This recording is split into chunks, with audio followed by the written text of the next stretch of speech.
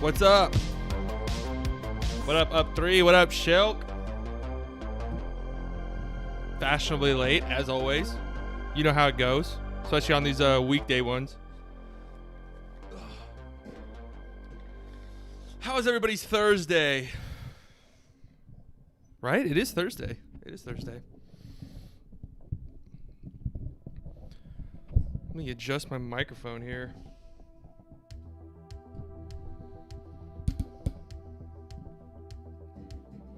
All right. Name a more iconic duo than Conley and Brett. Oh, wait. Brett cannot join us today, unfortunately. So right now, it'll just be myself. But there is no more iconic duo. I'll tell you that much. There is no more iconic duo than that. Gonna wait for some more people to start filtering in before we get going. Kind of a busy week, honestly. Went with no video on the channel this week. I was going to do. I had some ideas. I had some ideas. But just needed a tiny little break. Just a tiny, tiny little break. And then we will continue next week. I'm trying to figure out what the schedule is going to look like in the off season, because I want a concrete schedule.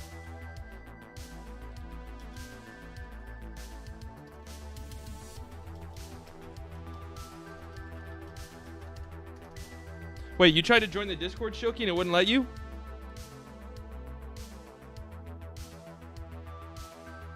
Why wouldn't it let you in the Discord? Did it say? I was going to promote that, the Discord. I'm trying to, get the, It should have let you in.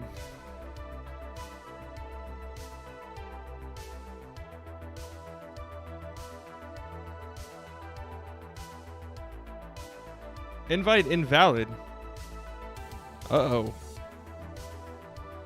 I have to fix that. Here, let me try to fix that real quick, actually. That's something that I want to do. Is get this group chat going so we can all chat and stuff like that. Maybe in the future it'd be a way for us to have people come on the show. Have guests and stuff. Have call-ins. I think that'd be fun. I'm honestly kind of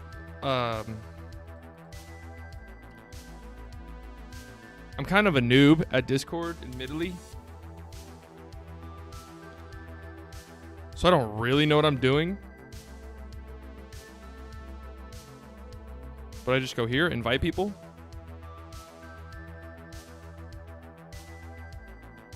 Oh, it expires. No, never expire. What the hell? I don't want that. All right, I fixed it. What up, Derek? Did you hear about the Kyle Lowry trade? I heard that he could be getting traded. But, I don't know, to who.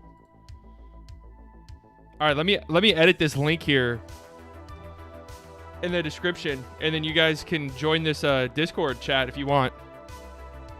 It's been a thing for a while, but it hasn't really been popping.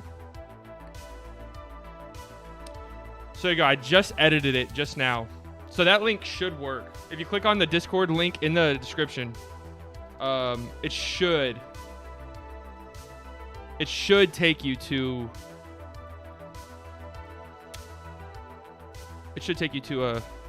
the Discord, which you can join, and we can chat and hang out. Did you see Draymond lose the game for the Dubs on Monday? Oh yeah, that was hilarious. That was really funny. I don't get what he was trying to do there. Was he trying to draw a foul? Which is, yeah, that's what he was trying to do, is draw a foul. But okay, yeah, that link works, by the way, if you want to join it. He was trying to draw a foul, but my issue is that the best option?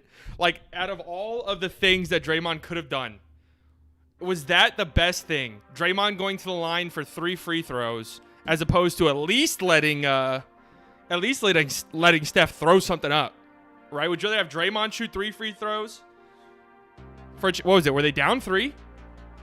But yeah, I did see that he's selling his house. Listen, I've been saying on the show, I think Kyle Lowry would fit like a glove in Dallas. I think he does everything that they need. He can score, but he can also be a secondary creator, which the Mavericks do not have. The Mavericks have zero secondary creator right now. They don't have anybody besides Luka who can really initiate an offense. Jalen Brunson, that's not really his thing. I mean, Jalen Brunson was really good last night, and he's been really good this season. But that's not really his thing.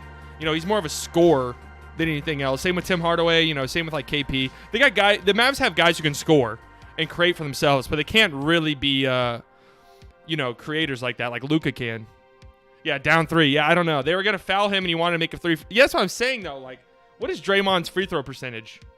I know he's not a terrible free throw shooter, but still, is that really the best play though? Even then, 70% free throw shooter. You know, I don't know if that's the best course of action there. 76ers makes a lot of sense too. Top contenders are Miami, Dallas, and Philly. Man, Miami's contenders for everyone always, but they make sense. The thing is, Miami has some of the most like. They have, among contenders at least, they have some of the most enticing trade assets. Put Simmons at the 4. Man, Ben Simmons has been disappointing this season, hasn't he? Do you think Russell Wilson is leaving Seattle? We're going to touch on that a little bit later, but spoiler, no, I don't. I don't see it. I wouldn't blame Russell Wilson if he left Seattle. That city's been run to the ground. I can't speak on that. Reaction goes from disbelief to confusion to sadness to anger back to sadness. Oh man, that was hilarious. Did you? Yeah, I just read it. Sorry, Derek. Yeah, out of those, I mean, again, Kyle Lowry is one of those players where he fits everywhere. It's like the Klay Thompson thing. When everyone always talked about Klay Thompson, oh, Klay Thompson would be perfect here. Klay Thompson is just an ideal fit, literally on any team ever. A 3-and-D player who can shoot, is a historically good shooter. Like that's just somebody who is. Fits like a glove everywhere. Kyle Lowry's the same thing. He gives you defense from the point guard position. He can create. He can score. He can shoot. He's like a perfect fit almost anywhere. I do think that Dallas would be a great fit. I'm not going to lie to you. I really do think that Dallas would be a great, fantastic fit.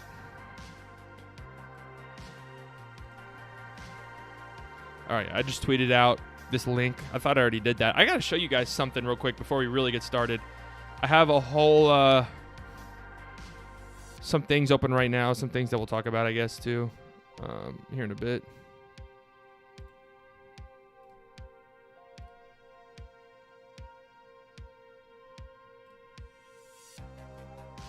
Wait, what? What just happened? Okay, here we go. Yeah, so if you guys are just here, there is a Discord you can join, and we can chat and say what's up. There you go. Shookie's in here. Go Birds. So if you have a Discord, come and join it. And we'll see. Plus, this is my channel for my streams. I love Van Vliet. Yeah, Freddie Van Vliet's been really good, too. He's been really, really good. So, as you guys probably know, look at the cutback on YouTube. Watch the Jared Goff one. So funny. All right, I'll add that to the things to look at today. I'll add that to the list. Is it a long video or a shorter one? The cutback. Oh, there's little short videos. All right. I'll add this to our little list.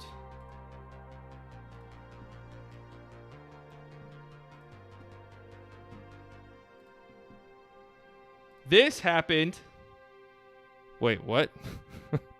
Wait, where is it? All right, here, hold on. My bad. Just an empty screen. This is what I wanted to show you guys right here.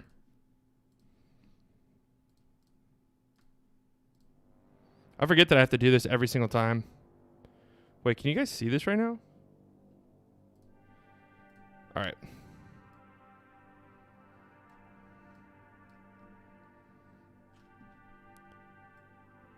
Let's make this easier for y'all to see.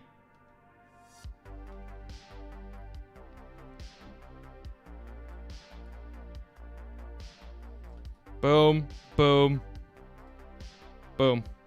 All right, this happened earlier today. I'm on a YouTube video on this channel. I reacted to Draymond thing at 226.15. Yeah, beautiful cartoon wall. You know what's actually crazy is this wall. Obviously I don't think it was stolen from me, but I've seen this background. We started using this background, I would say probably around a year ago. Honestly, it's probably been a year or so since we started using this background. I'm not gonna lie. I've seen some. I've seen it used elsewhere. I'll just say that. I saw it used on ESPN once, weirdly enough, and then I also saw it used. I don't know if you guys know who H3 is. But I saw them use it on their podcast. Obviously, I don't think that. I definitely don't think they stole that shit from me. But yeah. So this happened. If you guys don't know, in Dallas right now, it is like record-setting numbers, coldness. Like it's record lows. It's like, I think on Monday, the high is 19 degrees and the low is 1.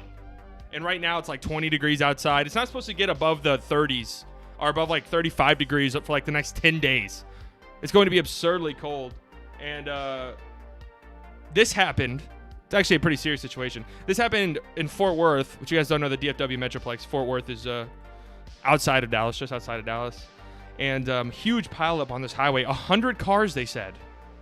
They said at the end, 100 cars were involved in this pileup. I think as of right now, 5 people have died in it. But this is what's going on right now. It's crazy. They're canceling all schools and stuff. I mean, look at this, man. That is scary as shit. That's something like we don't realize how terrifyingly scary cars are. Like that was something I was thinking about today. We get in these 2-ton machines that weigh 2 tons. We get in these machines and we drive around at speeds that are like 40, 50, 60, 70 miles per hour, absurdly fast. And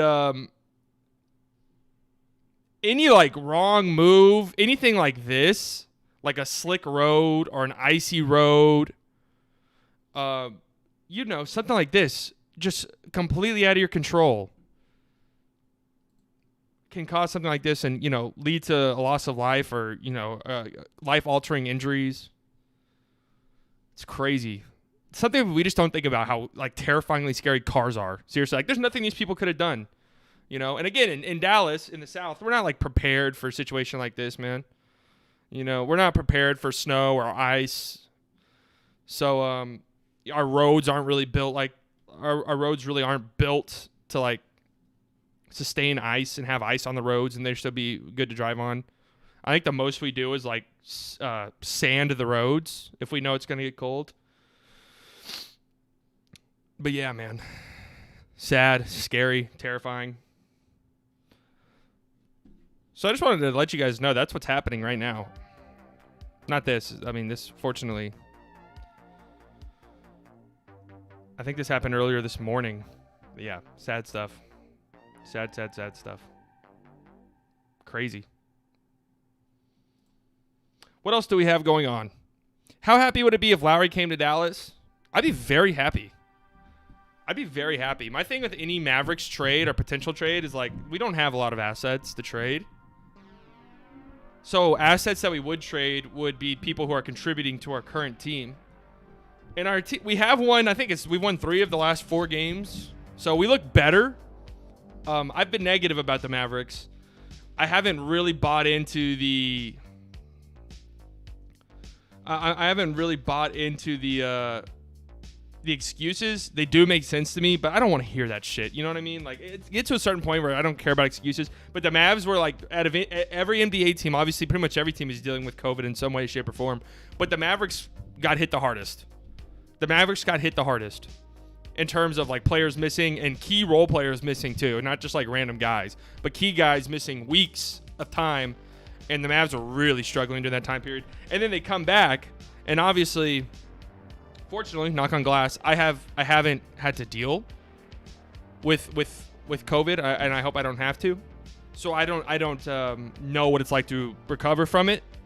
And from everything I hear from people who have had it, it's tough to even get out of your bed and walk to your fridge without being winded. So just imagine NBA athletes who run up and down the court however many times a night. The conditioning that is required in order to get back into shape after dealing with COVID. So even when the guys like Josh Richardson and Dorian Finney-Smith and Maxi Kleber, Dwight Powell, even when these guys came back initially for like the first week or two, they were sluggish. They were slow, and quite frankly, they were pretty terrible. So it looks like they're now starting to figure some stuff out. Would I trade KP for Chris Boucher and Lowry? I don't know. Honestly, I have such a love-hate with Chris Stapps. I honestly think I would. Actually, to be 100% honest with you, I really think I would. I don't know if Boucher really solves what we're missing. How do you pronounce that, by the way? Is it Boucher or Boucher? I'm just assuming it's Boucher. Just judging off the way that everyone else with that last name, how it's pronounced. Yeah, okay, Boucher. I figured. I just wanted to make sure. But I don't know if I would do that. Because like when Chris Stapps is on and clicking and he's hitting threes from the logo as a 7'3" dude, it's pretty great. But also he plays like a shooting guard and he's 7'3". I don't know. I don't know if I would do that. He's been absurd down low too, defensively. So I don't know. Because Boucher is a little undersized, but he can still shoot. I mean, that's his thing, right? He can shoot. He is a good defender. I don't know. My dog just farted and smells like literal death and rotten eggs. All right, I figured it was Boucher. All right, so what do we want to look at here? Why do I have this one first? I want to talk about the Russell Wilson trade, but we can wait a little bit. Let me just say this. Russell Wilson's not getting traded. I know he's on a media tour right now, but I would be shocked, absolutely shocked if he got traded, and I don't imagine him getting traded. I just don't. I think what he's saying makes a lot of sense, right? That as a quarterback, especially, in football, the nature of the sport, you get hit all the time. You never know. As somebody who rooted for a team whose franchise quarterback, Tony Romo, was frequently hurt, and all it takes is one bad hit. And I think Russell Wilson's been hit more than like anybody in the league over the last 4 years. So him going on a media run saying, yo, we need better offensive line, like we need to get more players, I don't think that's bad. And I do not think that means he wants to get traded. I just don't. He could say he's frustrated but not want to get traded. I don't see Russell Wilson getting traded. I just don't. But the media needs something. The media needs something to run with. It's funny how Deshaun Watson is going to get traded more than likely, but we've already stopped talking about him. This is how crazy the news cycle is in sports. We just on to the next thing so quickly. We're on to the next thing so quickly. Who's going to win? Raps versus Celtics tonight? Raptors have been hot as of late, but didn't they play last night? They're on the second night of a back-to-back. I don't know. Those are always weird. Siakam's been going. That's one thing I have to eat my crow on. Siakam has been going nuts lately. I actually watched their game last night. The Raptors. And the Wizards. The Wizards are tough to watch, dude. They are tough to watch out there. But I like Denny. I mean, I love Bradley Beal, obviously. Ish Smith's been kind of fun to watch. Russ is Russ. He's only dunked twice this season. Do you guys know that? Russ has only dunked twice. He's another guy, though, who had COVID and stuff. But I guess let's look at this one. I had some articles that I thought were interesting that I wanted to save for the stream so we could watch them together or look at them together. I just wanted to see this one because I always like shit like this where we could go and look at worst decisions over the past, 5 years in the draft. I can already guess what the Cowboys one is going to be. I'm just going to guess right now. Drafting Taco Charlton over TJ Watt. I can guarantee you that's what it is. Who are you? What's your teams again? All right, let's see what Philly is. What do you think Philly's is? Oh, God, it could be all of them. Philly has been a terrible drafting team. I would guess drafting Rager over Justin Jefferson is what they're going to have for Philly. What would you say, Shoki? Relying on DB development for Philly. Okay, interesting. There's a lot for Howie Roseman. Yes, true. I would honestly say, I mean, yeah, they have relied a lot on these guys, but have they really spent too many like big high draft picks on these guys? It's got to be Rager. That's what I'm thinking. Rager over Justin Jefferson has to be the one. Maybe they're saying that it's too early because it might be. Because Rager, obviously, they were rookies this past year. Terrible quarterback play, and also Rager was hurt in and out the lineup. So they might just be thinking it's too early. Wentz over Ramsey and CMC, and they traded up to get Wentz. But I don't know. They won a Super Bowl. I know Wentz didn't play in the playoffs, but you could make the argument. That no, Ramsey was the next year too. I'm pretty sure. Oh no, that was the same year. What was the order of that draft? Was it Goff, Ramsey, Bosa? No, it was. Oh, sorry, what? Goff, Wentz, Bosa, fucking Zeke, and then Ramsey. I disagree with this. What is Derek is a Chiefs fan? What would be the Chiefs one? I mean, they haven't had like super high picks or anything, and then the one time they did pick high, they fucking hit it out of the park. What is it with the Chiefs? Oh, the Frank Clark trade. Yeah. He's been very disappointing there. So I guess that makes sense. We haven't played him at all and passed on several star receivers. Are you talking about Dillard or Rager? All right, and Cowboys, I'm telling you right now, it's Taco Charlton. Oh, they have Zeke over Ramsey. This is based. I love this. This is a take I can agree with, PFF. I like it. I thought you were gonna go the easy one. I thought you were gonna go Taco Charlton over TJ Watt. We all know it. This one right here is one I can get behind.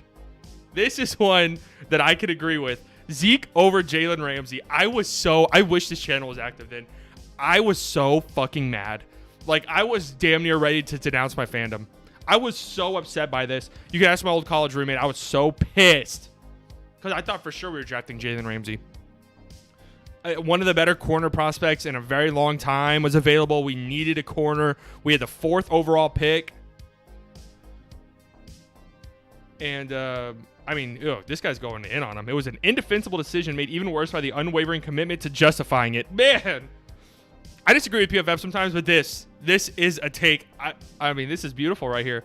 Ramsey has been at worst a top 5 corner in the NFL after his rookie season. It was a need at the time, and it's even more of a need now. Meanwhile, Zeke is on the books for $13.7 million cap hit and will cost more if he's cut than if he plays. Wow. I love that.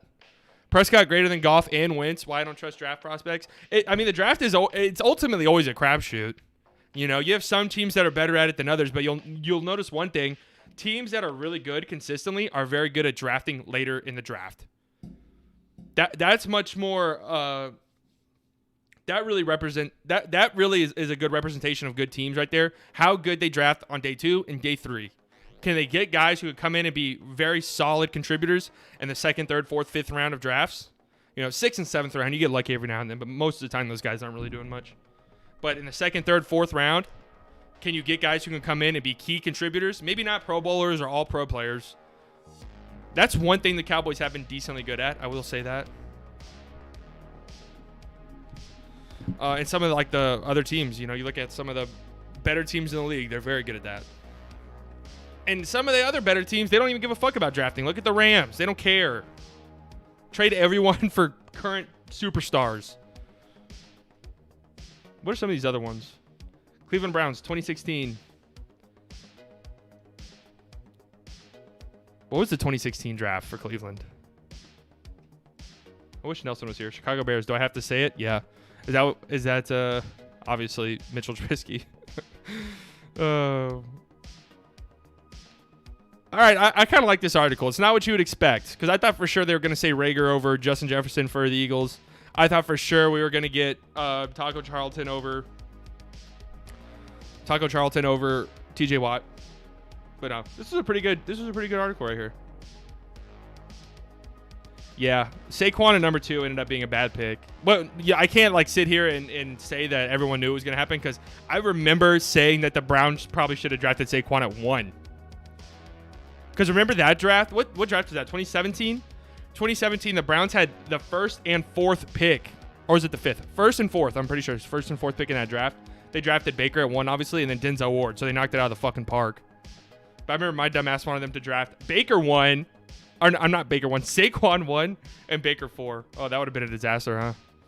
Ranked the last 15 number 1 overall picks in the NFL and then NBA after. Okay, that would have to be something I'm prepared for, Derek. But I'm down to do something like that. Maybe on the next stream. Pull it up on Wiki. Should I just do one off the top of my head? Okay, we can do that in a second.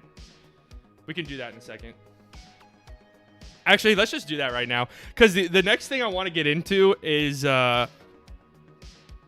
it's really weird. I don't even know if I want to talk about it because it scares me. What else do I have to talk about? Oh, I wanted to go over this article too real quick, actually. Way too early DVOA projections. If you guys watch the picks videos, you know I love DVOA. I think it's some of the better. I love ranking shit too, Shilky. I used to make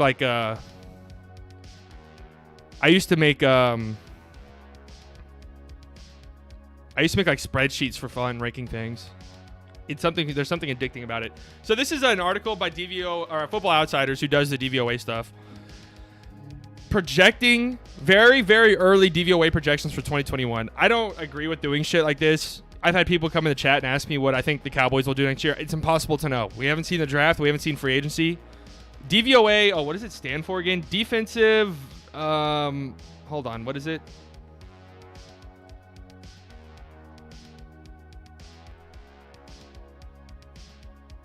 Defensive adjusted value over average. It's just essentially like how efficient your team is.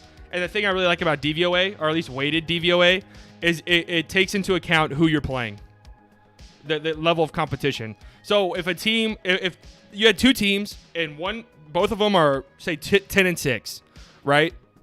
Well, weighted DVOA would do is say, okay, well, this 10-6 team has played nobody, and this 10-6 team has had a hard schedule. So this team with the hard schedule will have a much higher weighted DVOA. And on top of that, sometimes you'll have like, look, this past year, you had Buffalo as the number 1 weighted DVOA in 2020, even though they didn't have the best record. You have New Orleans number 2. I'm trying to see like what's an example of a team who didn't do that great. You have San Francisco DVOA loves San Francisco. You'll see that in a second. DVOA loves San Fran. I mean Chicago here 15. I honestly thought the Chargers might be a little bit higher, but they're 27th. Where's Dallas? 22. But yeah. Defensive value over average. Defensive adjusted. Yeah. Honestly, I don't fully understand it. But it usually like tracks, you know, whenever you see like what they say about certain teams, it makes sense just using your eyes. So here's what they think is going on next year. They have Green Bay number 1, which again, it's just like dumb actually even commentating on this because it's impossible to know what these teams are going to be doing in the offseason. But they have Green Bay at 1, Tampa at 2, KC at 3, Buffalo at 4, the usual suspects. Like I said, though, San Francisco at 5. DVOA loves San Fran, and I think rightfully so. But it's a little too early. We have to see what they do at quarterback. Because if it's Jimmy G, their ceiling is definitely a little capped. There's a number of different things they could do. They could draft Trey Lance. I've seen that if Trey Lance falls to 12. I've seen some mocks of them getting Mac Jones. I don't know if I agree with that. But they're also in play for Deshaun. I mean, if Russell Wilson did get traded, I would have a hard time imagining Seattle would trade him to a division rival. If you ever do an offseason video about wins for the Eagles, I could be a guest.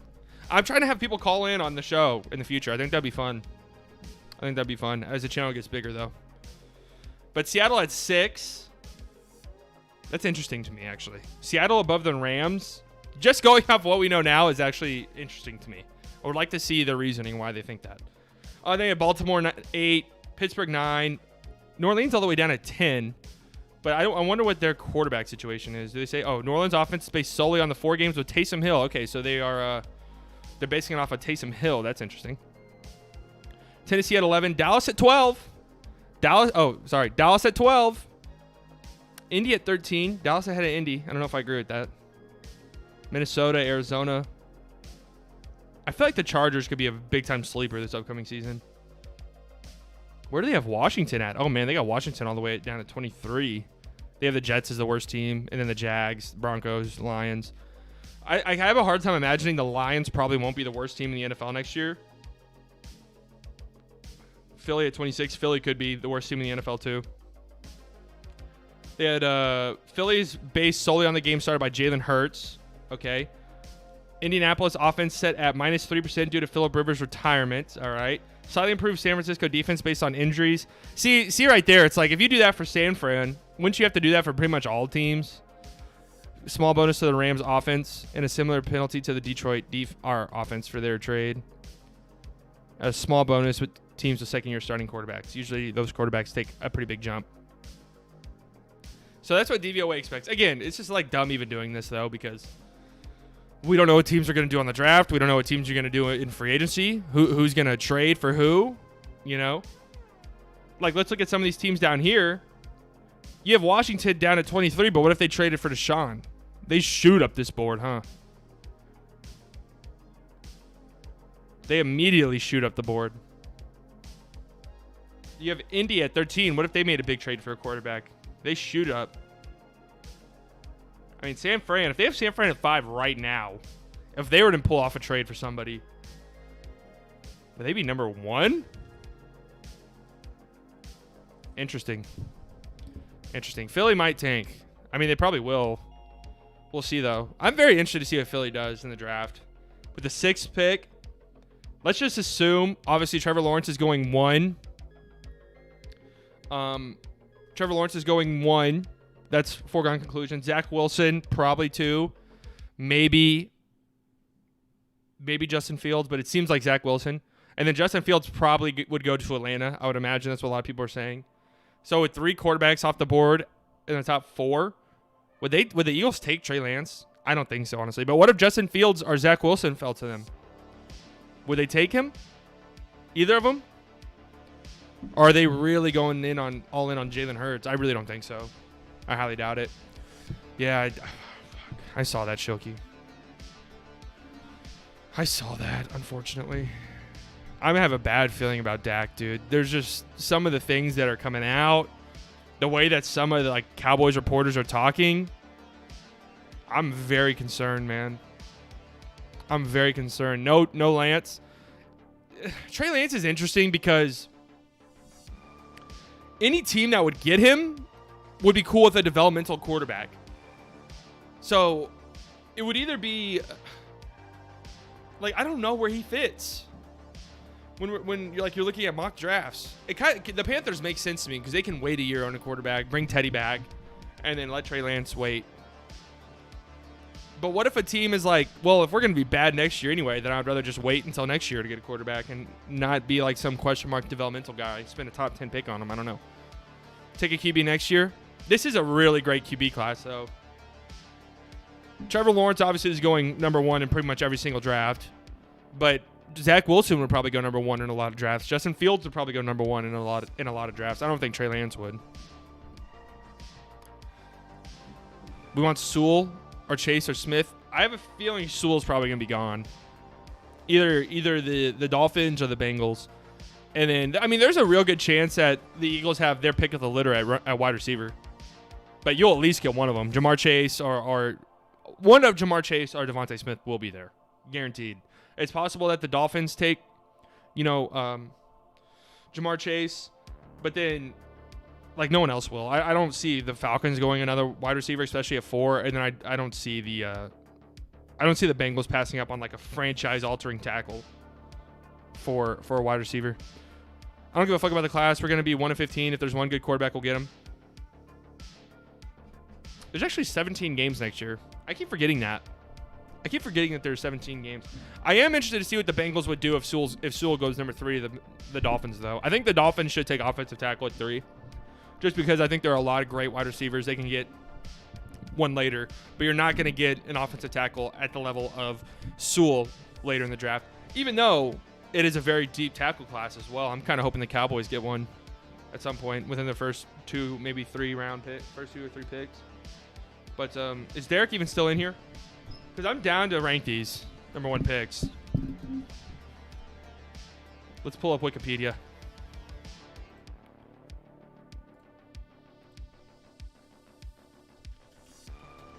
Let's pull it up. NFL draft history. I don't know if I could go off the top of my head, honestly. Oh, here we go. Football Reference just has it nice and easy. You guys can't even see this, can you? There we go. Nice and easy. They just got the first overall picks. Last 15, that's too much. I'll do 10. I'll go back to 2010. This honestly might be kind of difficult, actually, because none of these are horrid. None of these are terrible.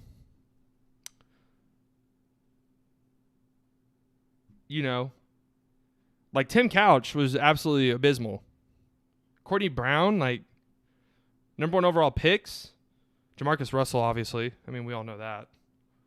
But really, after Jamarcus, it seems like teams really did their research. Can I check out your reaction to Draymond sometime this stream? Yeah. I will in a second. Oh, wait. Whoops. I don't know why that air horn just played like that. Okay, here we go. Let's do these rankings. Off the cuff. Should I go from the bottom, from the top?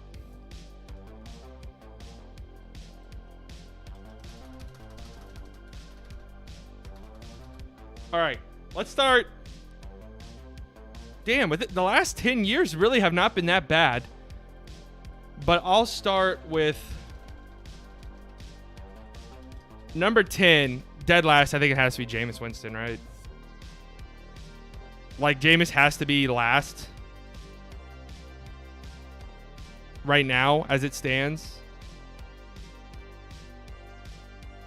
Or would it be Bradford? This is tough because you have two guys who are completely out of the league, in Bradford and Andrew Luck. Two guys completely out of the league. A guy who is not the starter anymore and is a backup in Jameis Winston. A guy who's been a massive disappointment. Nah, I wouldn't say massive disappointment, but hasn't gotten the production you would want. And Jadeveon Clowney. Joe Burrow is a little too early. Who would be number one in this scenario, actually? Because you have Cam Newton, obviously. His currently is not the best, but he did go to a Super Bowl. He won an MVP, right? Andrew Luck was amazing, but he's out the league. Again, Eric Fisher has been really, really good. Like, would Eric Fisher be number one? Honestly? Or would that be nuts? Let me just do something off the top of my head. Okay.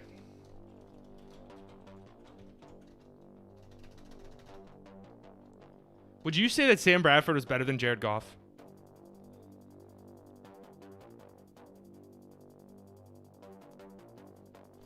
All right. I'm putting mine together right now. This is very difficult, honestly.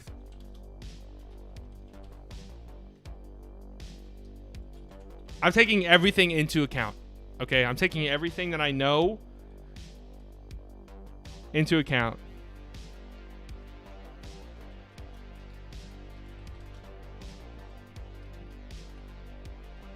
It's like hard to have Joe Burrow, though. It's way too early. It's honestly too early for Kyler, too.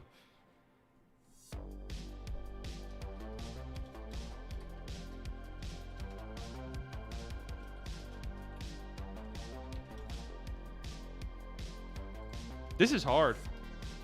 All right, I almost have my list for you guys. I almost have my list. All right, guess I'm doing top 11.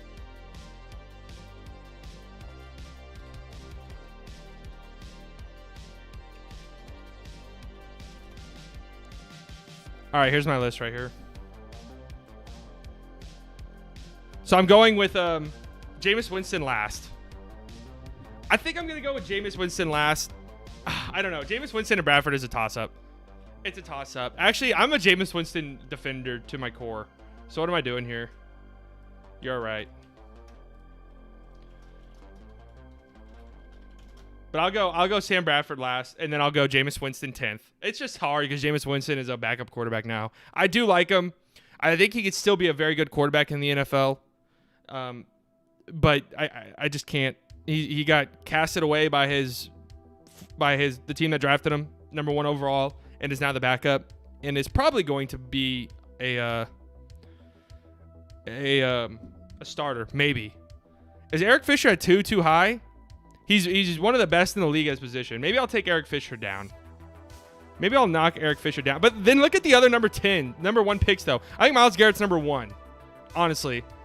I think Myles Garrett's number 1 because I think he is maybe the best in the league at his position, arguably. You can make the argument. He might not be, but he's a top 2-3 guy in the league at his position at a very important position, too.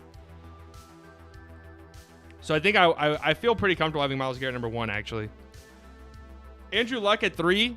He was amazing. I think that the Colts, if he's on the Colts team this past year, the Colts are a Super Bowl contender, a big-time Super Bowl contender, but he's out the league. so I can't have him any higher than 3. Cam Newton at 4. I know that he just sucked ass this past season, but he's an MVP winner and took his team to a Super Bowl. Kyler Murray looks amazing. It's way too early. Way too early for him, though, to say anything. Baker, amazing. Looks good. Just took the Browns to the playoffs. Still kind of a little bit too early, though. Also, I'm taking quarterback, like, importance of the quarterback position. I'm taking that because Eric Fisher's a left tackle. It's really important, too. You think Fisher down? I kind of agree, actually. I'm going to knock Fisher down. I'm going to read your list in a second, Shoki. I'll knock Fisher down. What? We'll put Andrew Luck at 2. And then knock Fisher down a little bit more, I think, actually.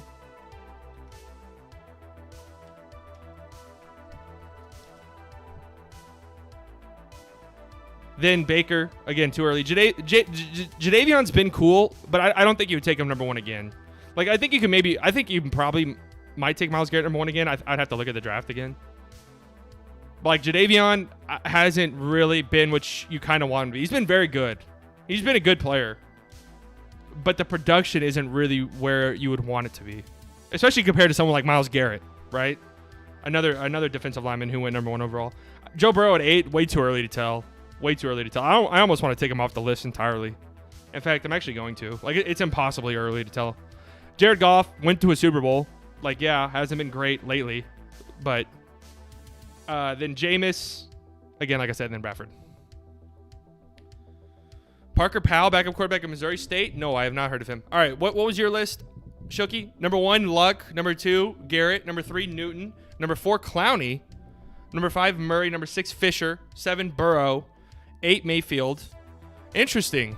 Why Burrow over Baker? Winston, Goff, Bradford. I think you have to put Goff over Winston. I'm a Winston defender to my core. But I think you have to put Goff over him. He went to a Super Bowl again. I don't think he's good. And on this channel, I have shit on him all of the time.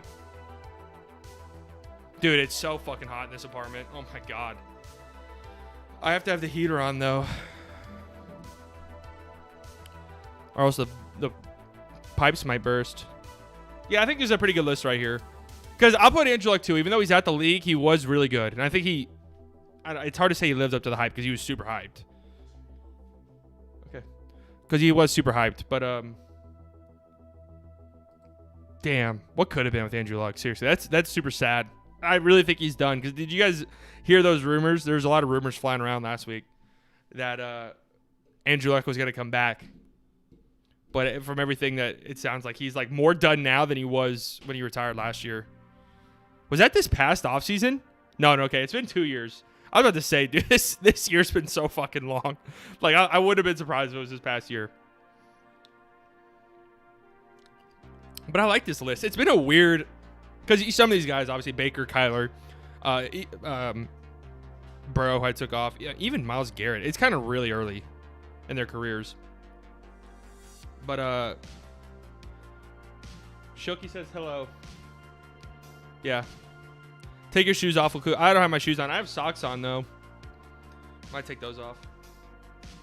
I think Bradford has to be last. Is Bradford last bad, though? Because Bradford had some decent moments, but injuries derailed his career, obviously. Would you put Bradford over Jameis? I could see the argument. And then I took Burrow out because, like I said, it's way too soon. You just don't know, right?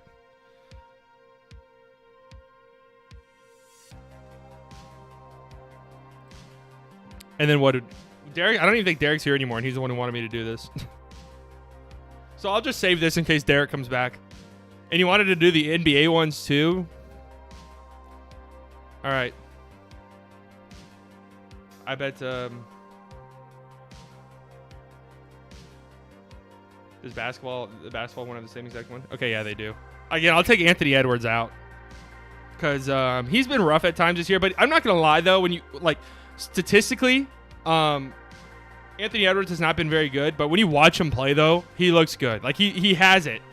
You know, can he put it together though consistently? That's obviously going to be what determines whether or not he's a good player in the NBA. But when you watch Anthony Edwards, He's quick. He's incredibly athletic. He's got a good-looking jumper. He's good defensively. Can you put it together though? That's the question. All right, let me make my NBA list. Again, I'm gonna take Anthony Edwards out though. I don't think it's fair. We'll go all the way back to 2010 and John Wall. Oh, this one's gonna be hard, dude. All right, well, we know who's number 10, obviously. We know who number 10 is. Probably the biggest NBA bust of all time. I almost want to take Zion and Ayton off because it's like too early for them to make any real conclusions. But we'll put them on. Oh man, there's some good players on here, dude. But I think I got a list. I think I got a good one. Already working on a good one. Oh, actually, all right. I think the top 3 is pretty easy, but then it gets hard after that.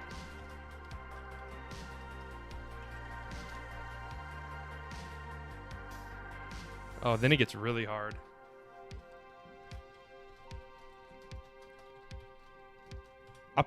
Where do you put Zion, you know? Zion has looked really fucking good, by the way. It's so weird how we don't talk about Zion at all anymore. Like, it looked like the NBA was just ready to just shove Zion down everyone's throats, and now nobody talks about him. All right, I think I got my list, actually. I think it's great, flawless. Actually, I'm having difficulties now.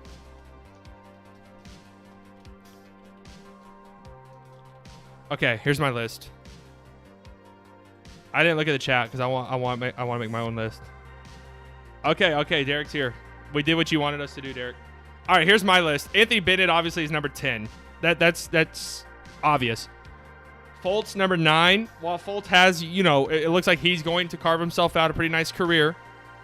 Then I think Fultz at 9 though. Still, we're talking about number 1 overall picks. Look at some of the players here; they're incredible. Wiggins at 8. Wiggins has been a good player for Golden State. But look at some of the players above him. I think maybe you could have Wiggins above Ayton. I could see the argument for that.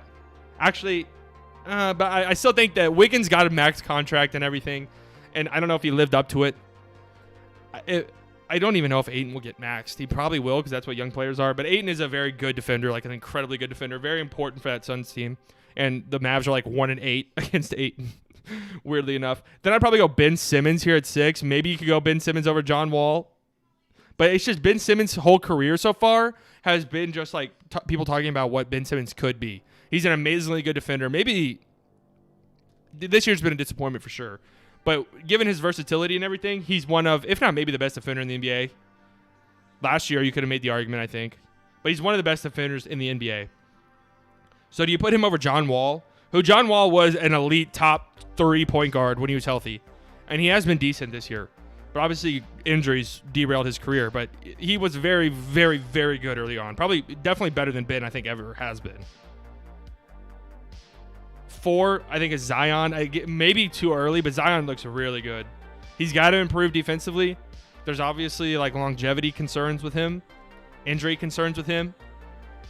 But he's been amazingly good so far. Amazingly good so far. And then I have Cat at 3. I love Karl Anthony Towns. I think he's vastly underrated. I think he's an incredibly good player. One of, if not maybe, the best big shooters of all time. One of them. Just his efficiency and his volume, it's insane considering he's a 7-footer. He's an incredibly good offensive player. Defensively, not great for a center. But offensively, he's just so good. And he's just unfortunately been on terrible teams. And then Kyrie number 2, Anthony Davis number 1. I think that's easy. Mikal Bridges for Zaire Smith. Oh, yeah, that was a trade. I'm not going to slander Zaire Smith because I went to Texas Tech. But, and also, he had that, like, allergic reaction to that food, and he lost, like, 30 pounds or something during his rookie season. Number 1, you have, why do you have Kyrie at 5? I disagree with that. You're talking about all NBA, maybe one of the clutchest shots in NBA history. Kyrie's got to be number 2, I think.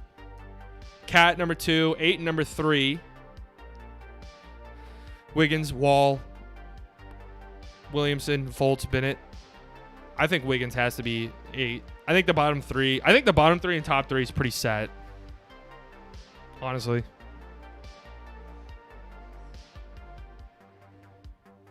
But yeah, Mikal Bridges for Zaire Smith, bad trade. I love Mikal Bridges too. I think he's a good player. But yeah, these are These are my off the top ratings of the last 10 number 1 overall picks for both NFL and NBA. I didn't super follow the NBA until like 3 years ago. Oh, okay. Kyrie is 1? No, Kyrie's not over Anthony Davis. I think they're 1 and 2 pretty solidly. I think Anthony Davis is a better player than Kyrie. But I don't know, though. So it's not the sport I'm strongest about.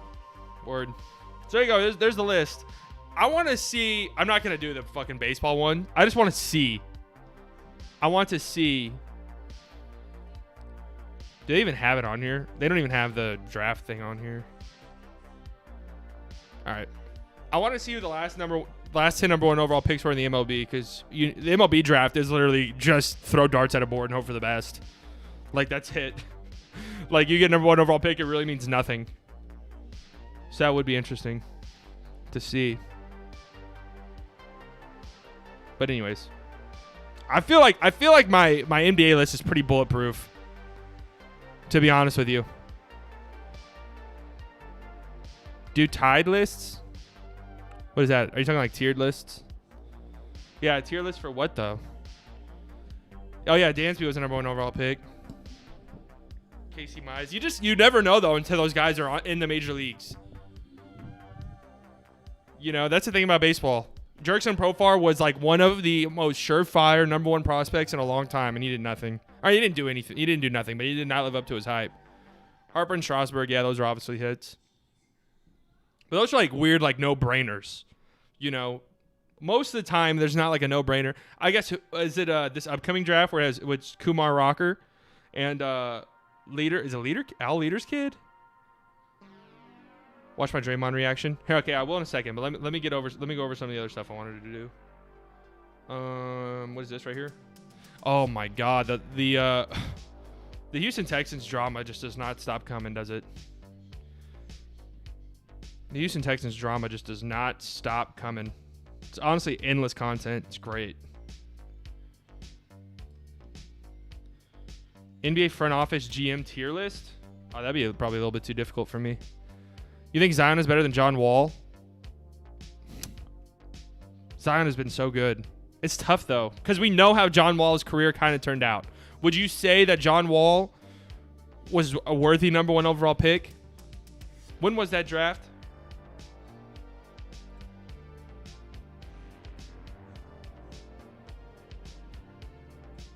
What was he 2010?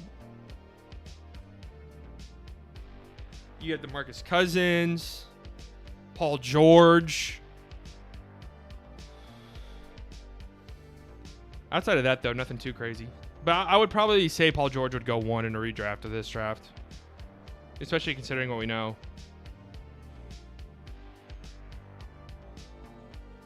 Sixto Sanchez, Hall of Fame, mark my words, not number 1 pick, though. Sixto. All right, what was I looking at? Breaking news, Ken Giles to Seattle. Really? That's weird. A lot of money. I honestly didn't know. I didn't follow that much baseball this year, so I don't know if Ken Giles had like a really good year or anything like that. But is Seattle like trying to compete? I know they have one of the best farms in the entire league, so maybe they are. I want to read this article with you guys, if you don't mind. I haven't read it, but I saw like all of the Houston Texans people I follow on Twitter were going nuts about this article. So I want to read it with you guys. It was posted today. Not really honestly, but I do think his longevity should come into play when saying he's better. Yeah, but that's why I almost wanted to take Zion out, because he's been really good, but it's just way too early to make any conclusions, you know? Because like you say Zion has you could definitely say there's a longevity concerns for Zion, but we know, you know, that's concerns for Zion. It really happened with John Wall. Seattle's always been weird. Like, the Mariners have always been weird. And kind of in a good way, though. I've always had, even though they're in my division, I've always had like an admiration for the Mariners. I've always had an admiration for them. Also because Nelson Cruz is probably maybe my favorite player of all time, one of them. And obviously he was on the... And Cano was too, before all of the shit he got into. Buy my OnlyFans, I made it cheaper. All right, link your OnlyFans, I'll buy it. And I expect to see feet pics, knee pictures. Kneecap pictures. That's what I like. All right, here we go. The Texans are Jack Easterby's team now. I'm not going to lie to you guys. Sometimes, do you guys ever feel like you have superpowers? Like sometimes I feel like I'm omnipresent. And over the past like month or two, I feel like I have been manifesting things. Like I'll be like, where's the remote to the TV? And I'll look and I'll see it immediately. Or I'll say, God, where did I leave my shoes? I'll look and they're there immediately. I feel like I'm manifesting these things. I made a video a few weeks ago. I wasn't the first one to break the case right there. I wasn't at all. But I made a video like, yo, this Houston Texans shit is weird. And then it's gotten so much weirder ever since then. Like, just considerably weirder. And I want to read this article. Listen to this article. Why do I want to do that? What is this like? I just want to see what this is like. The Texans are Jack Easterby's team. Okay, interesting. That's an interesting feature. I'm not going to do it, though. I'm just going to read it. Amidst the dumpster fire burning out of control at NRG Stadium, you may have read a variety of... Can you guys read this? Okay. Slings and arrows launched at Easterby from within the Texans organization itself. From Andre Johnson's now infamous tweet. You guys remember Andre Johnson tweeted something like, Jack Easterby has too much power. Deshaun Watson should leave because of Jack Easterby. It was something along those lines. I'm paraphrasing, obviously. To an unnamed employee who called Easterby a kittening idiot. I have never heard that. A kittening idiot? Oh, he's saying fucking idiot. Why would he kittening? I was like, I've never heard that phrase ever in my life. It sure seemed the team wasn't full of devotees to the Jim Jones of Houston football. All right, what's this tweet right here? Here's a well-connected league source told me last week about Jack Easterby. The guys I trust, including a guy big in Houston, he wants to kill him. He goes, this guy's a fucking idiot. He got the owner's ear. Oh, I remember this tweet. I think most people were saying this was JJ Watt. Your thoughts on the G-Men based or biased? Why am I having a hard time reading? I think I need glasses. You're talking about the Giants? It's going to be an interesting offseason for them. That's what I think. Going to be an interesting offseason. You're at the very first Seattle Mariners game in the Kingdom. April 6, 1977. Whoa. That is pretty cool. No, I can't DoorDash eat Chipotle. I'm trying to quit DoorDash and Uber Eats. I use it too much. I saw a hilarious meme earlier on Twitter where it's just like, I have the ingredients in my fridge. I have the stuff in my pantry to cook, but Uber Eats is so enticing. So I'm encouraging all of my followers to just cook your dinner tonight. Make yourself some dinner. Go down to the kitchen, fire up the stove, fire up the microwave, put the fucking chicken nuggets in the microwave, and make yourself some dinner. Okay? When Sports Illustrated ran their expose on Easterby, it certainly did its job in exposing Cal McNair's dark little secret of culture infusion that led to the former team's chaplain very unforgiving rise to power. In the wake of that, Easterby allegedly threatened and cajoled multiple staff members into telling him who was leaking these mean things to him. Caholade? No, man. Go downstairs and make yourself some fucking chicken nuggets. According to 3 sources, Easterby told multiple people inside the buildings. Okay, well, I've already read this stuff. It would seem that since Easterby can't find the culprits, he's talked Cal McNair and Nick Caserio into ridding the organization of everyone they're positive didn't leak unflattering information. What? This shit is nuts. I don't think you guys fully understand how weird this stuff is. From the worst off-field personnel move of 2020 when Houston fired Amy... Okay, I remember that. This was their PR lady, who was like well respected with not only just within the organization, like among the players and stuff, but like across the NFL. They just fired him out of nowhere because I think the rumors were that she was a Biden supporter and that she was pretty open about it. And Caserio obviously wasn't here during this, but McNair and mainly Easterby, who are big Trump guys, supposedly didn't enjoy that. Who many considered one of, if not the cream of the crop in NFL public relations, to ditching the entire beloved equipment staff. To yesterday's news, this was like a couple weeks ago, to yesterday's news that the only team president the Texans have ever had, Jamie Roots, resigned amidst all of the Kool-Aid chicanery. All right, from what I understand, he was wanting to resign like a month ago. Your chicken nuggets are soggy. Well, make them better, man. It takes practice. Practice makes perfect. You're never going to get the practice you need by DoorDashing everything. I'm getting spicy Chipotle nachos delivered with extra cheese. You guys just go against my wishes, huh? You guys just go against it. The franchise is in total free fall. Yes, I'm sure Jamie didn't quit simply because he asked you to buy my book. What?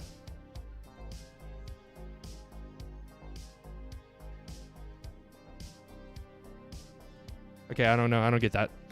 Lots of people in the Texans organization were miffed at the end around pulled off in the GM search. Roots evidently was among them. Yeah, this was like, remember I said they had the little GM search committee. Cal McNair went completely behind it and it just ignored all of their suggestions, and that they were all pretty pissed.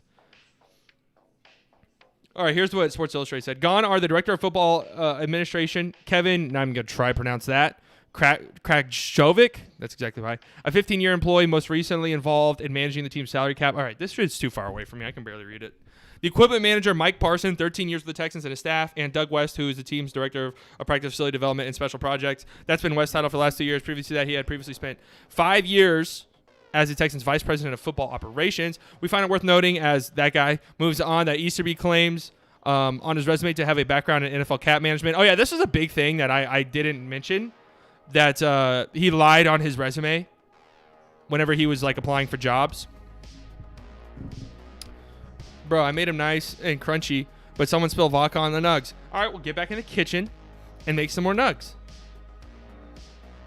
We also find it worth noting that the aforementioned title for West of Vice President of Football Operations is the one that owner Cal McNair shifted in 2020, Executive Vice President of Football Operations, to none other than Easterby. Oddly, though, the Texans website newly says that Easterby was named the Executive Vice President of Football Operations on January 28th, 2020. He therefore received a promotion to a position he already held. Huh? Krakovic.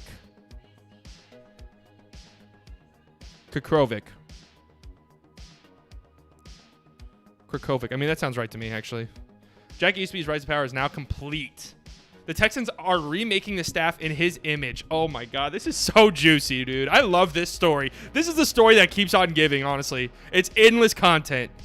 Worst of all, they don't care if they alienate Deshaun Watson, Andre Johnson, J.J. Watt, Justin Reed, or anyone else who has ever worked or played for the team. This is the thing that baffles me the most. You know what I mean? This is the thing that baffles me the most. Is, like, how do they not care? Do they not care about pissing off Deshaun? That just baffles me. J.J. Watt, like, this dude has been, like, really the only saving grace for your franchise since its inception. And you guys are just, like, openly pissing everyone off. It doesn't make any sense. Bro, but that was the rest of the nugs. All right, go downstairs and make some pizza rolls. Fire up the oven and put some bagel bites in. Make a peanut butter jelly sandwich. You gotta have something. No, dude. Hey, if you order pizza, I'd never come on the stream again. I don't want you here.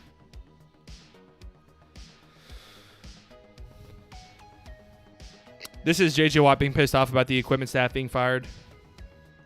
Man, J.J. Watt is so done, dude. He's so done. It's hard to blame him. Who's this? John P. Lopez. You alienate Deshaun, you lose the locker room. You alienate Andre Johnson, you lose everyone who ever played for the organization. Yeah, that's true. Where does this all end? Terribly. It ends horrifically. Back when fans were unhappy with former general manager Rick Smith, his closeness with the McNair family earned him the moniker Uncle Rick. Well, if Smith was an uncle, what does this make Easterby? He clearly has far more power now than Smith ever did. At this stage, former Texans employees should all feel relief. The sort that comes to hostages once a bank robbery has been foiled. Oh, my God. They are not holding any punches here. They've escaped the vault where they were held at gunpoint and now are free to return to normal lives. Sure, they'll have a shared PTSD bond, but they've returned to the light of a non-Easterby-controlled world. Holy shit.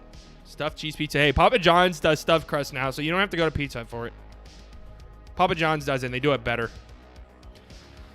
The fan base is also no longer beholden to the Houston Texans. We've done our part to support this team through the thick and thin. It's been thin. It's been all thick and thin. But when the owner puts a charlatan before the players, employees, fans, and the rest of the world, the implied contract between fan and team is broken. There are 31 other NFL teams that would be happy to have a fan base as passionate and loyal as the Houston Texans has enjoyed for the last 19 seasons. Time to move on since Cal McNair has shown no signs of selling the team or firing Jake Easterby. Why the fuck would Cal McNair sell? Hey, Side Bias, you hate Burger King too, right? Yeah, Burger King has zero redeeming quality to me. None. Like, there's nothing I would ever say, I need to go to Burger King right now. I would eat grass off the side of the road before I ate Burger King. Pizza Hut's not goat. Again, I'd eat grass off the side of the road. Bagel bites are delicious, so eat those if you have them. Okay, that's it, actually. I thought this would be a little bit more hard-hitting. It was a good article, though. I love the sentiment right here. I agree wholeheartedly. there is no under no circumstance should fans be tied to their team. I think in today's day and age, players are able to leave. Players are able to demand trades. Fans should be able to leave too. Fans should be able to leave too if the team is just fucking around and not taking winning seriously. Then why should fans stick around, huh? That's the viewpoint I have. I have no issue with bandwagon fans anymore. The only thing I'll say about bandwagoners is don't be super annoying about it. That's it. That's all I'll say. Don't be super annoying about it. If you want to say, yo, I used to be a Texans fan, and now I just root for wherever Deshaun Watson plays, that's cool with me. But don't be like, yeah, I've been here the whole time. Bro, please Grubhub me Pizza Hut. No, I would call police to your house before I do that. So this is actually what set everything off. I thought the article was going to mention it, but it didn't. But this is what set everything off, is they hired this man. Why is it so...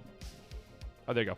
They hired this man. Texans hired former Lions character coach Dylan Thompson as a character coach, according to league sources. Former South Carolina. This is... I don't know if this is Easterby's alma mater, but he worked at South Carolina for quite some time. 49ers and Rams quarterback, assists players in multifaceted role. Previously director of player development, Charleston Southern basketball team. So it turns out the Twitter investigators, they found out that Dylan Thompson, the man they just hired, was featured. That's him. Featured in this video. That's Jack Easterby, by the way. Look at him. He's fucking crazy. These guys are so crazy, dude. These televangelists, these guys are lunatics. These guys are scary. Who's that other one? Who's that other guy? Oh my God. What is his name? What is his name? Oh. Why am I forgetting it? Not Joel Osteen. We all know Joel Osteen is a piece of shit. But the other guy, the creepy man. For Deshaun, I'm not a Texans fan, so I don't care. And JJ, no, why? Please, no. I need some Pizza Hut before my toe monster eats. No, sorry. You'll suffer, and I'll enjoy in your suffering for even suggesting Pizza Hut. I'm not DoorDashing you Burger King. You know what I can DoorDash you? A job. You should get one. So yeah. Look at this. Oh, my God. This is so juicy. The new TheBibleOutLoud.com promo video is about to be great. Coming out in the next few days. #truth at Jack Easterby in 2013. This is nuts. How has Jack Easterby taken over this franchise? Oh, man. I mean, you got to feel bad, right? Do you? I mean, I don't really care. It's a fun story. Hey, Migrating Fawn, join the Discord. Join the Discord in the description. Join it. In the future, we're going to have call-ins. Y'all got served by a Cowboys fan. That must suck. Yeah. I mean, who's been more successful, the Houston Texans or the Cowboys? I mean, how do you even measure a team that has been successful to another team that has been successful? I saw an interesting tweet that honestly got me thinking.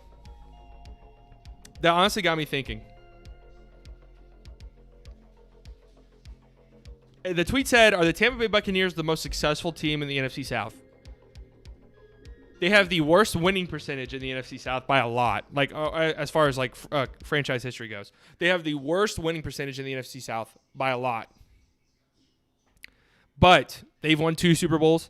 The Panthers, I don't believe have ever won a Super Bowl. The Saints have one, correct, or at least one in recent history, and the Falcons have never won a Super Bowl either. So have they? Are the Bucs the most successful team in the NFC South? How do you gauge that? Do you factor in championships? Is that what you value the most, or do you value sustained success? No, the Falcons definitely aren't. It's either the Saints or the it's either the Saints or the Bucs. I guess that was a loaded question. It's either the Saints or the Bucs. Do you value the Saints consistently being competitors each and every year? You know, some deep playoff runs here and there and a Super Bowl mixed in. over the past, 15, 20 years? Do you value that more than you value 2 Super Bowls over the course of like 20 years and then like nothingness? Absolutely nothing in between. Which one do you value more? It's kind of like, who do you think is more successful, or who do you think was more successful in the 2010s? The Mavericks, who won a championship in 2011 and then never made it out the first round after that, or the Rockets, a division rival who had deep playoff run after deep playoff run after deep playoff run, but never made a finals. It's an interesting question. They have Julio Jones, he a robot, or like Mecha Godzilla. I love Julio. I love Calvin Ridley too. I've always liked the Falcons. They've always been a fun team to root for. Vic, Miles, the Burner Turner, remember him? And then the Matt Ryan era, obviously with Julio. Was Miles Turner on those? Miles Turner was on those early Matt Ryan teams, right? The Jake Paulers are the best team ever. That's a name I haven't heard in a long time. See, that's probably what I would say as well, Shilky. It's like that age-old question: would you rather your team win a championship and then do nothing for the next 10 years, or just continuously like compete for 10 years and maybe not win one? Which one would you rather have?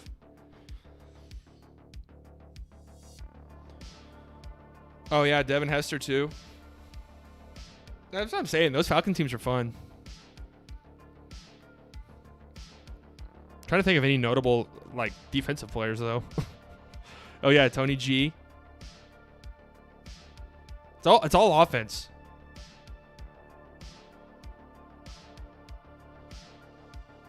Would you rather be a Mavs fan though? I mean, I am a Mavs fan. I am a Mavs fan. But I don't know though. That's a tough one. I really don't know. I don't know if I'd rather have my team win once and then do nothing for the next 10 years, or just continuously compete for 10 years and maybe win one, but no guarantee. Rather be a Giants fan than a Dodgers fan 2010, 2019? Yeah, that's true. But the Giants won 3. And they were scattered, too. It wasn't like a three-peat and then nothing. It was, 2010, 2012, 2014. So you had a nice little 4-5 year stretch where you were just living it up. What else do I have on here? Oh, Urban Meyer. Here, Shilky, I am going to watch your game on stream, I promise. Let's just do that right now. All right, let's actually watch this first. The cutback. Shilky wanted us to watch this. Which one did you want me to watch? I remember you said specifically you wanted me to watch a specific one. Which one was it? I'm a Warriors fan, and we just won championships for a bunch of years. Yeah, I mean, I'm more talking about like the Mavs, who won one and then never won one again, or like the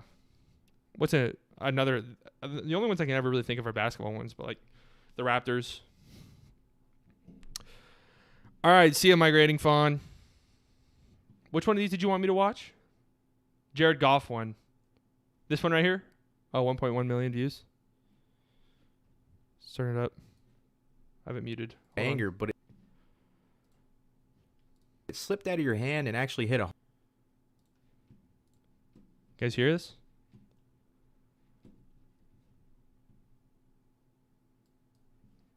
Jared, there was a report that after you got the call about being traded, you went to spike your phone out of anger, but it slipped out of your hand and actually hit a homeless man. You mentioned that the phone was wet from your tears, but care to comment any further on what happened at all? Wasn't great. I have the excuse of it was wet on my side, so I'll be okay.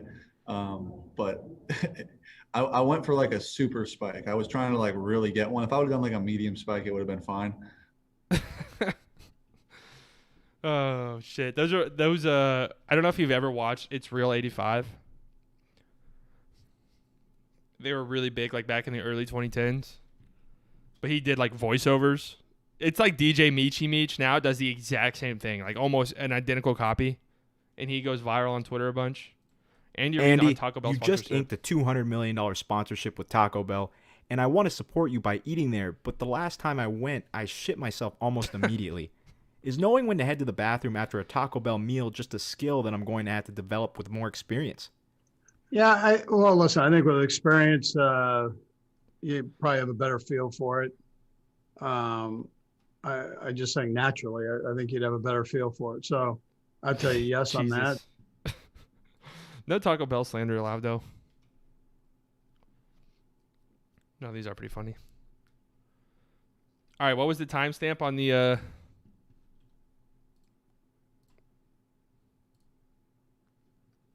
Draymond reaction?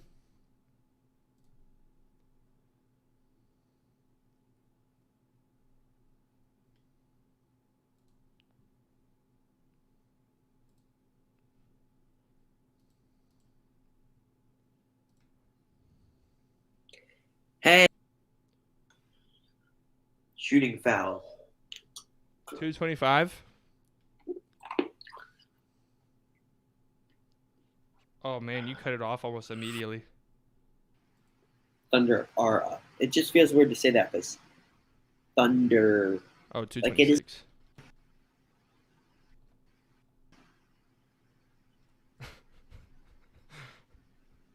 Did Draymond think there were 2 seconds left? Inbound to Green. Green. What happened? That's silence right there. Did Draymond think there were 2 seconds left? I know that silence very well. Just bewilderment. What? Did he think they were gonna foul him? He just shot.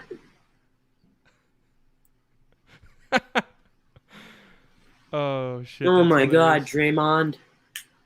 Well, we found DeRozan again. Why is DeRozan? That is hilarious. Oh my God, Draymond.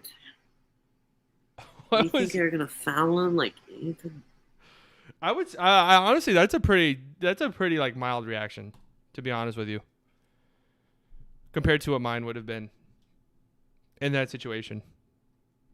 That shit's so funny, dude. Just the silence, nothing to say, complete and total disbelief. That's how I feel almost every Sunday when the Cowboys play. You guys see it on the stream. Just complete and total disbelief. Why does this air horn keep playing? That's so funny. Y'all go check this out. Whole lot of sports streams. Oh, you guys can't see it. Whole lot of sports streams. I'm more of a stunned guy than a pissed guy. I can't say the same. You guys haven't. We've yet to have a moment on this channel where like the Cowboys are in a very meaningful game, and shit goes bad. We've yet to have that moment because it's been the past 2 years. We only started streaming this year, and the Cowboys are terrible, so I didn't really care. But man, if we get to a point where the Cowboys are good and playing in meaningful games, oh, we got it. We got a live stream. Neither the Eagles nor the USPS logo are eagle to deliver on Sunday. Dude, I mean, Eagles fans, bro, y'all won a Super Bowl literally 4 years ago. Come on.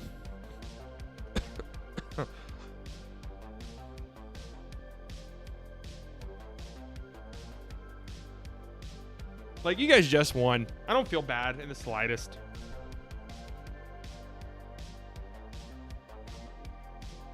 Oh, yeah, that was a pretty good one, actually.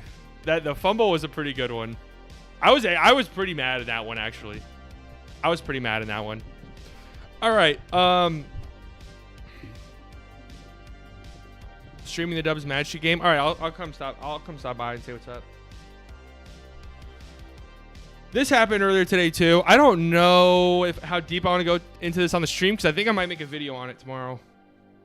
But Urban Meyer hired Chris Doyle.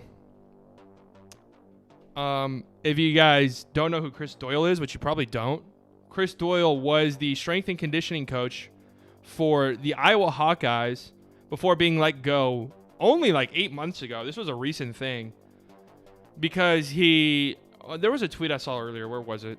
But he had like 18 or something like that people go to the hospital because of his workouts over the course of like a few years. And there were like dozens, countless racist accusations against him. And Urban Meyer, again, this was like 8 months ago. Urban Meyer brought him in to be the strength and conditioning coach of the Jacksonville Jaguars, because we all know Urban Meyer does not give a fuck. He doesn't care. This is an article from Hawk Central, focusing on the Iowa Hawkeyes. Of course, back in June. So this is when this happened, June of 2020. This is when a homie Chris Doyle got let go. Chris Doyle's tenure with the Iowa football team ended after 21 years. Man, he was there for 21 years. When he agreed to step aside after widespread accusations that the longtime strength coach used his position to bully and disparage former players, particularly those who were black.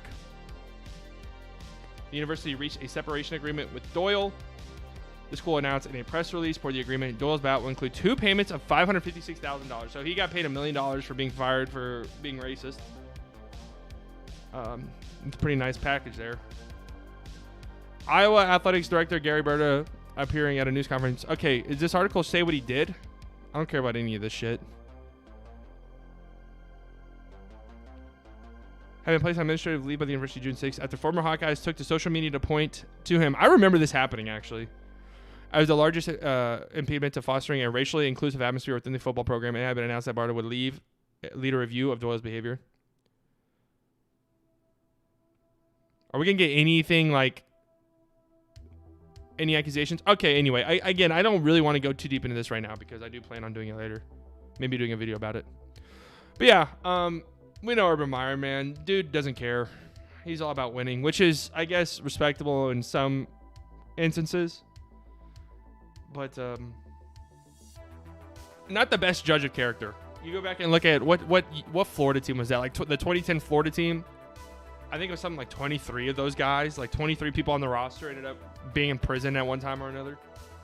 So he also was suspended at Ohio State, remember, for brushing off abuse allegations, I believe it was.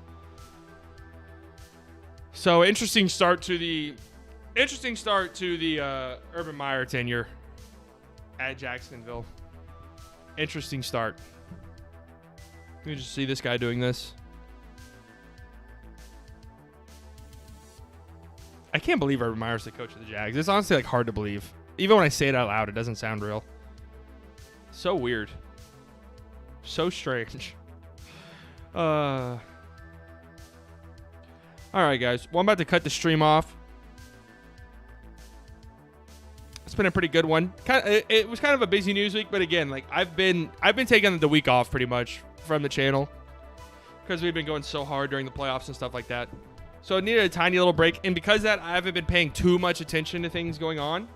So I don't have much to say about some things. I'm not as prepared as I usually would be. Wanted to talk about the Mavs Anthem thing, but I kind of wish I did that at the beginning because everybody has left. So I'm cutting the stream off. Thanks to everyone who showed up. Again, subscribe to the channel if you're not subscribed already. But if you want to join the Discord, I recommend you do that. The link is down in the description. Join it. Come say what's up. Let's build a little group chat. That sounds fun to me. Okay? All right. I'll see you guys. Probably do a video tomorrow. But we'll see.